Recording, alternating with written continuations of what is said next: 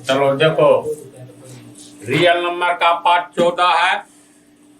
ये क्वेश्चन बहुत important question है, सुपर इंपॉर्टेंट। रियल नंबर में कुछ ऐसे हिसाब हैं जो सोचने के लिए कुछ सेकंड के लिए मजबूर कर देता है। तो ध्यान से देखो, यूक्लिड विभाजन प्रमेयिका का प्रयोग करके दर्शाइए कि किसी धनात्मक पूर्णांक का वर्ग किसी पूर्णांक m के लिए 3m या 3m प्लस 1 के रूप का होता है। इसका अर्थ हुआ, जैसे हम लोग कोई धनात्मक पूर्णांक लेते हैं ना, a के रूप में मान लो 15 लेंगे, तो इसका मतलब हुआ सम है कि विषम। ये टेस्ट करने के लिए दो से ही भाग देना पड़ता है। ये सब कहानी जान ही चुके हो। तो कोई भी धनात्मक पूर्णांक लेंगे, किसी धनात्मक पूर्णांक का वर्ग, कोई भी धनात्मक पूर्णांक को हम a के रूप में लिखते हैं, यानी भाज्य के रूप में, बीच वाला है ना, a के रूप में लिखते हैं। तो लिखेंगे, माना कि मान लेंगे कोई धनात्मक पूर्णांक a है, किसी धनात्मक पूर्णांक का वर्ग। तो धनात्मक पूर्णांक मान लिए, तो ये धनात्मक पूर्णांक कितना होगा? तो विभाजन एल्गोरिथम से dq प्लस r, जहां ये बात हर हाल में लिखेंगे, जहां 0 से बड़ा होगा r या बराबर होगा r से बड़ा होगा b। ये नहीं लिखोगे ना तो तुरंत गलत काट देगा। तो देखो, अभी इससे आगे नहीं बढ़े हैं, सिर्फ इतना ही। यूक्लिड विभाजन प्रमेयिका का प्रयोग करके दर्शाइए कि किसी धनात्मक पूर्णांक का वर्ग, तो धनात्मक पूर्णांक का वर्ग वहीं तक अभी है। तो सबसे पहले मान लिए कोई धनात्मक पूर्णांक a है, तो विभाजन एल्गोरिथम से a बराबर इतना होता है, जहां इतना। कैसे? तो धनात्मक पूर्णांक तो a माने है, तो कहता है किसी धनात्मक पूर्णांक का वर्ग, इसका मतलब a का वर्ग। तो a का वर्ग यानी a स्क्वायर, तो बराबर के पहले स्क्वायर करेंगे तो बराबर के आगे भी स्क्वायर करेंगे। तो a स्क्वायर बराबर bq प्लस r का होल स्क्वायर होगा ना। और a स्क्वायर बराबर bq स्क्वायर। देखो, मान बैठाते हैं। b का मान यहाँ पर कितना है, अब आगे हिसाब को देखना होगा। तो चलो इसको पहले लिख लेते हैं, b square q square, a square, a के जगह पर bq है ना, प्लस 2ab, 2a तो bq 2a, b के स्थान पर r है, प्लस b स्क्वायर यानी r स्क्वायर। तो किसी धनात्मक पूर्णांक का वर्ग, तो धनात्मक पूर्णांक का वर्ग यहाँ पर इतना हम लोग को निकला है ना। अब आगे देखो, किसी पूर्णांक m के लिए 3m या 3m प्लस 1 के रूप का होता है। तो m के लिए, तो m यहाँ पर क्या है, तो इससे पहले वाला पार्ट में याद करो, यहाँ रहता था q के लिए, q होता है भागफल। यहाँ भागफल के बदले, q के बदले दे दिया है m। एक सेकंड के लिए मान लो यहाँ दे दे q के लिए, यहाँ फिर दे दे m के बदला q, या फिर यहाँ दे दो q। अभी तक जो पढ़ा है, तो देखो, तो किसी पूर्णांक q के लिए, तो q तो भागफल है, 3q या 3q प्लस 1 के रूप का होता है। कौन चीज होता है? तो किसी धनात्मक पूर्णांक का वर्ग इस रूप का होता है या इस रूप का होता है। तो q जैसे भागफल हो गया, तो इसके बदले भागफल के लिए q का प्रयोग नहीं करके m का किया है। यहाँ भी m नहीं लिखा जी। इसका मतलब, अब देखो, तो Q के जगह हम लोग क्या लिखेंगे? M लिखेंगे। B के जगह क्या लिखेंगे? यहाँ देखो न, यहाँ पर 3m + 1, तो B का मान 3 है। यहाँ B बराबर 3। M Q के जगह है ना, Q के जगह, तो M बराबर Q बराबर M। कंफ्यूजन नहीं होगा के लिए इस रूप का या इस रूप का होता है, ये धनात्मक संख्या का वर्ग होता है, इस रूप का या इस रूप का, यही साबित करना है। तो अब इसमें मान बैठाओ तो इसको हम लोग लिख सकते हैं a² बराबर b²। b बराबर 3, तो 3 का स्क्वायर गुने Q के बदला m का स्क्वायर प्लस 2 b का मान 3, Q का मान m, r तो है mr, जोड़ r² और a² बराबर 3 किया 9m² प्लस 2 किया 6mr प्लस r²।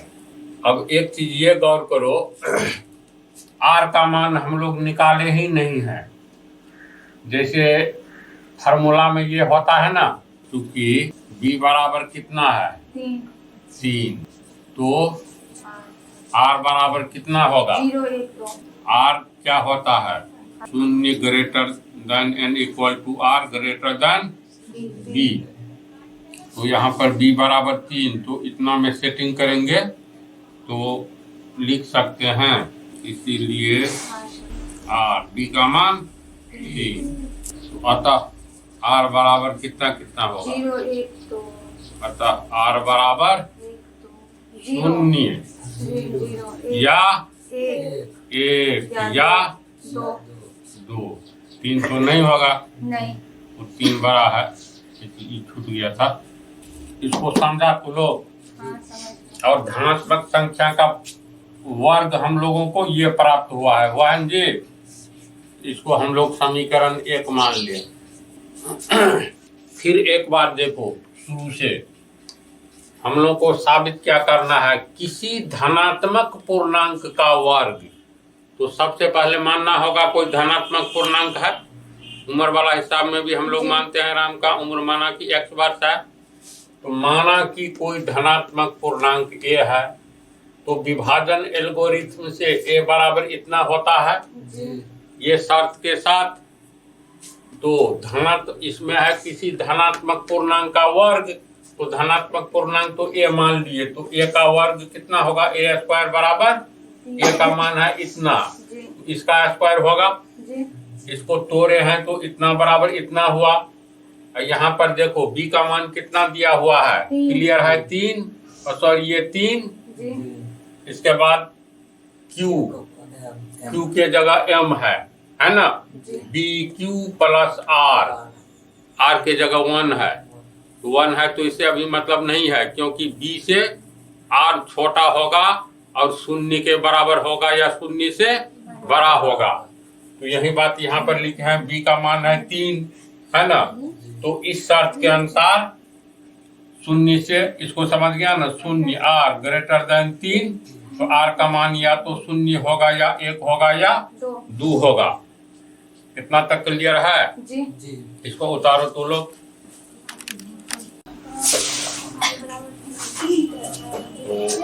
यहाँ तक तो लोग समझ गया।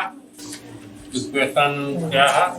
इक्वेशन है a² इक्वल टू 9m² जो 6mr जो r² a² equal to 9m² जो 6mr जो r² समीकरण 6mr प्लस r² समीकरण। तो चलो अब यहाँ से समझो। अब देखो r का मान हम 0 लेंगे तो क्या होगा?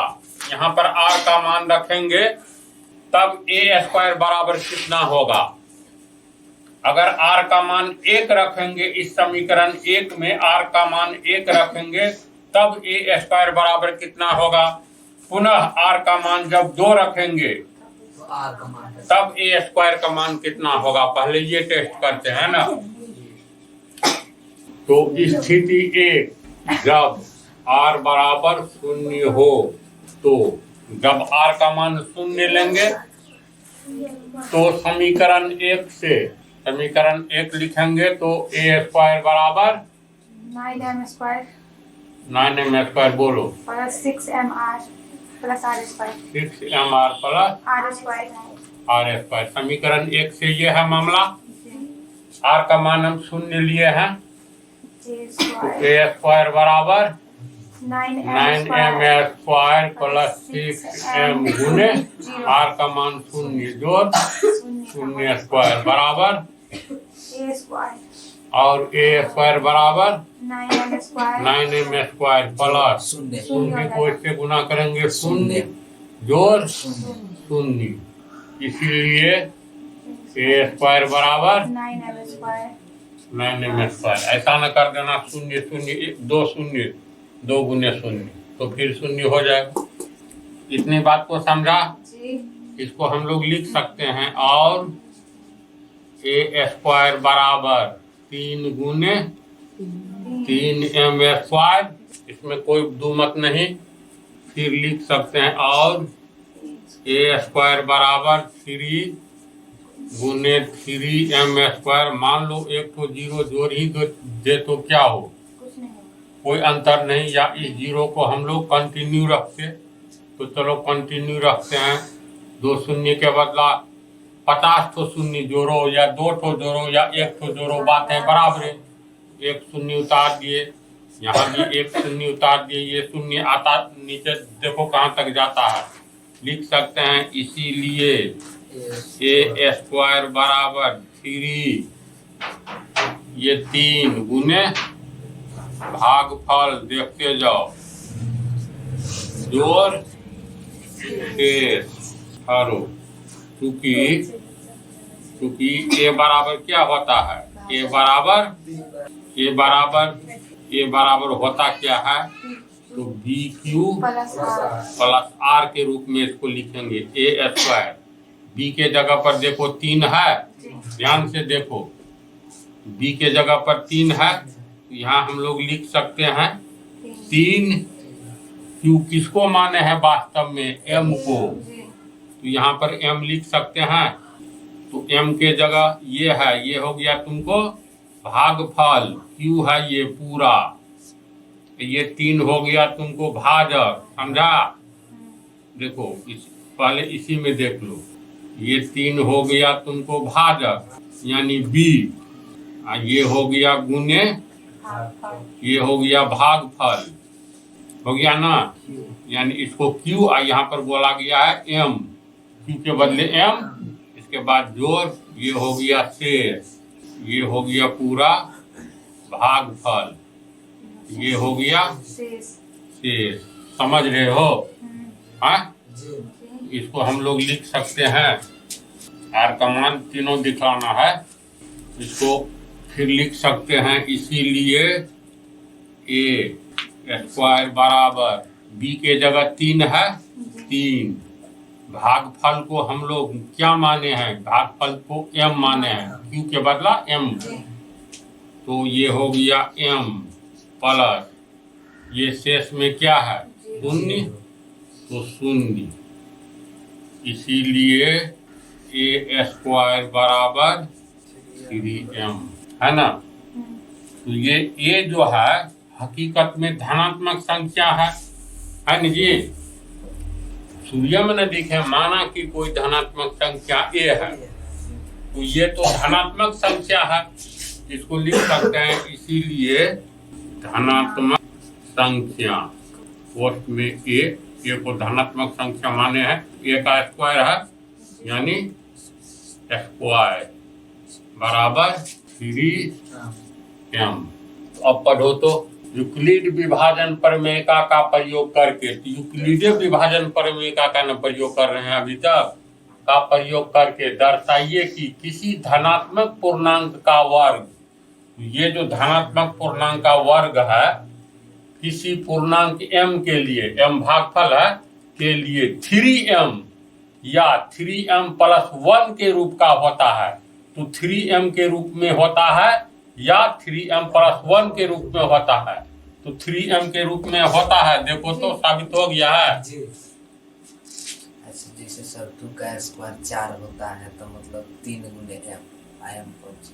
ये धनात्मक संख्या का वर्ग जो है तो 3m, तो m हो गया यहाँ पर क्या, ये शून्य एक ठो जोड़ दो ना, शून्य न जोड़ा हुआ है, तो ये हो गया भाजक गुने भागफल जोड़ शेष। तो प्रश्न के अनुसार 3 यानी भाजक गुने भागफल के रूप में होता है। अर्थ ये हुआ ना, जहां पर भाजक 3 होगा, भागफल जो हो, तो भागफल तो देखो ना, इसमें है 3m स्क्वायर। इसके बाद आ जाओ, और बदलेगा इस शून्य बराबर जब 1 मानेंगे तो।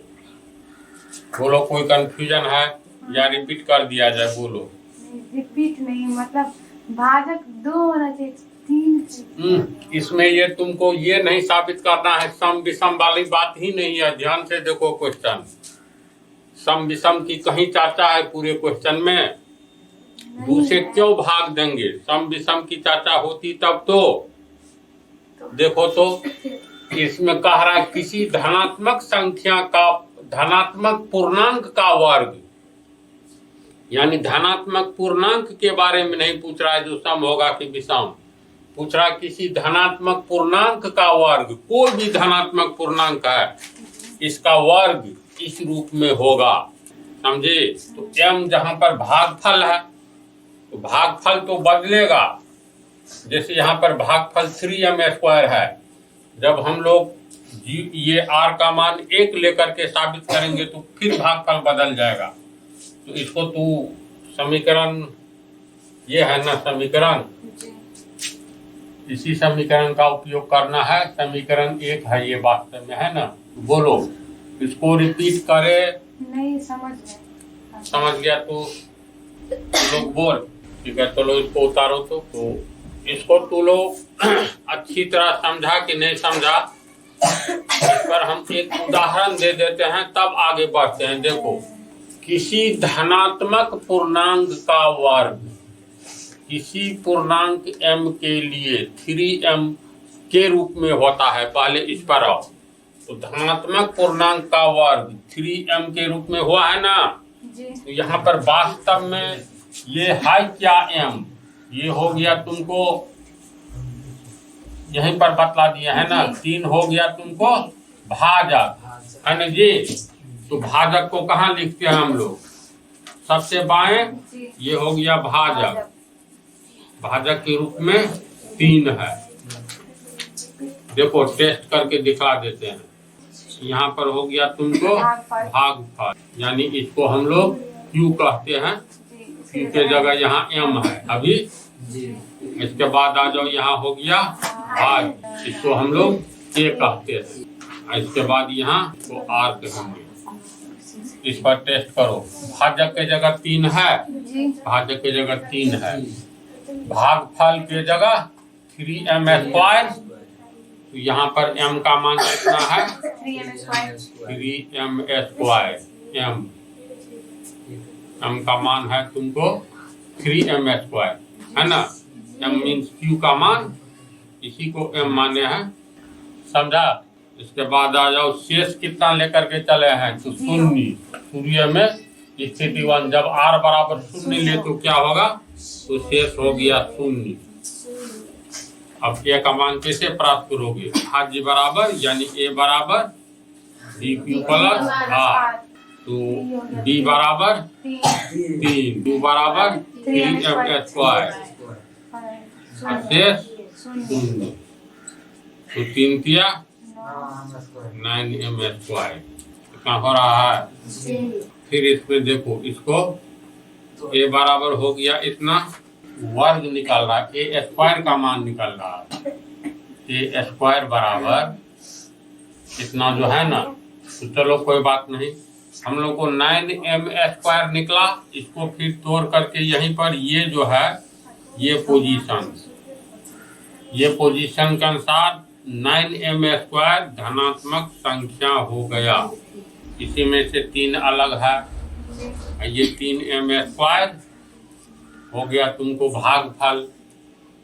तो धनात्मक संख्या का वर्ग इस रूप में है, ये वर्ग की चर्चा है, a² है, ये a का मान भाज्य के रूप में अभी a² है ना, a², ये भाज्य, देखो ये भाज्य हो गया ना। वास्तव में सोचो कि ये अभी किस पोजीशन पर है, भाज्य बराबर भाजक गुने भागफल जोड़ शेष, भाज्य के रूप में a² है, ये a² है, वास्तव में a है, a² के रूप में है ना जी।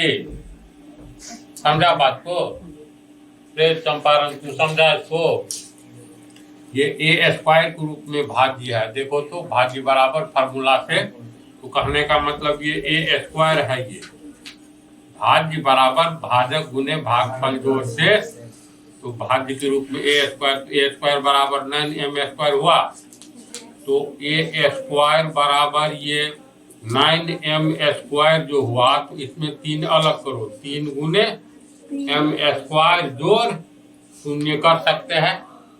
तो धनात्मक संख्या का ये वर्ग जो है, देखो तो ये 3 भागफल हो गया, जिसको q कहना चाहिए, तो यहाँ q को मान लिया है m, यानी 3m के रूप में है, 3 गुने भागफल के रूप में है ना, भाजक गुने भागफल के रूप में है ना, 3m के रूप में। यही इसमें बात है, समझे? कोई भी संख्या लेकर के टेस्ट किया जा सकता है। अगर मान करके चलो कोई भी पूर्णांक m के लिए, तो हाँ, m के लिए 2 लीजिए, मान लीजिए m2, m के लिए 2 लेंगे। m के चलो देखो a² बराबर फार्मूला पहले लिखो जो प्राप्त हुआ है, a² बराबर हम लोग को कितना प्राप्त हुआ है समीकरण से 9m²। अंतिम में a² बराबर r का मान हमेशा 0 होना चाहिए, तो a² बराबर प्राप्त हुआ है 3 गुने 3m², 3 गुने 3m²। अब बोलो m का मान क्या ले, कुछ भी बोल सकते हो, धनात्मक पूर्णांक बोलना है। तो अब धनात्मक पूर्णांक नहीं, सिर्फ पूर्णांक की चर्चा है, और धनात्मक पूर्णांक का वर्ग, तो 0 से आगे की बात करो।